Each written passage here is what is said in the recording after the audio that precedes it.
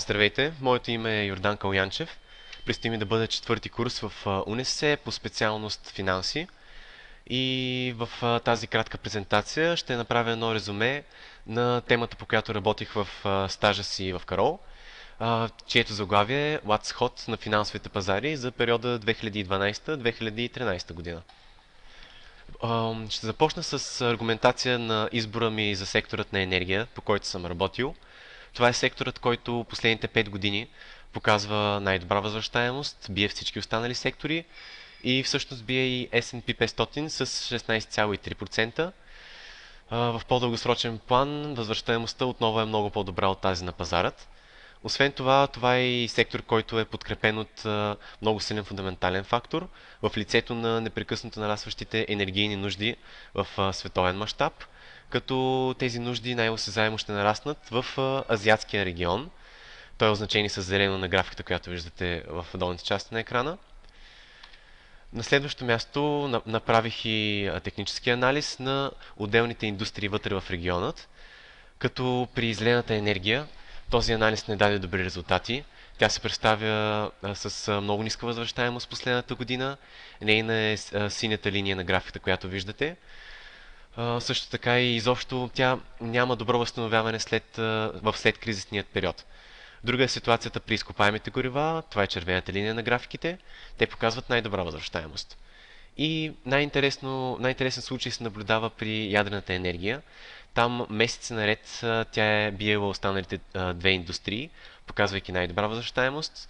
Но всичко това приключва с събитията около 11 март, земетресението в Япония, когато тя отива на второ място в нашата класация измежду трите индустрии. На следващо място, фундаменталният анализ даде отново позитивни резултати за изкопаемите горива, като най-силният аргумент тук е обвързаността на света с този вид енергия. 80% от енергията по света всъщност се добива благодарение на фосилните горива. На следващо място, зелената енергия даде слабо позитивен резултат.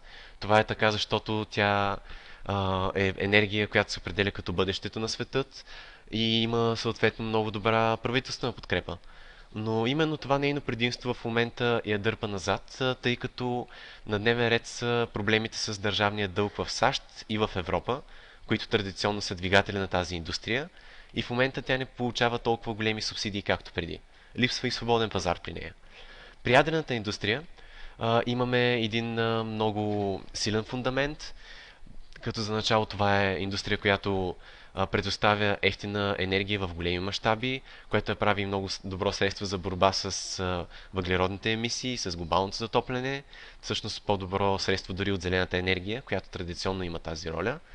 Освен това имаме и едно незадоволено търсене, което ще продължи следващите години, тъй като 22% от уранът по света се добива от неефективни източници, като например демилитаризирани оръжия след студената война.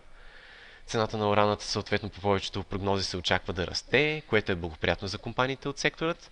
И като негативни фактори все пак трябва да се споменат страхът, който земетресението създаде, и фактът, че Германия счита за необходимо да се откаже от съответната индустрия до 2022 година.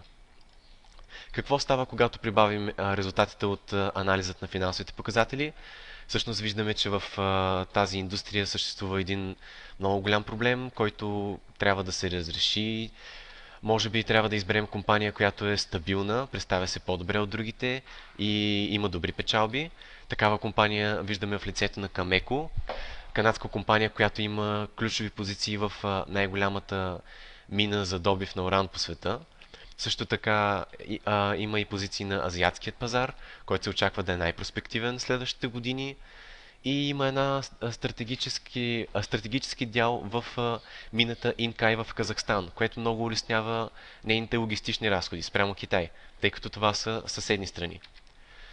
На последно място съм разгледал и техническа картина на акцията, като тук виждаме едно много добро възстановяване в следкризисния период. Това е ценовият тунел, ограничен с бели линии, но този тунел наскоро бе пробит, като най-вероятно пробивът няма да се окаже фалшив, предвид и спадът на борсовете, които наблюдаваме в началото на август месец.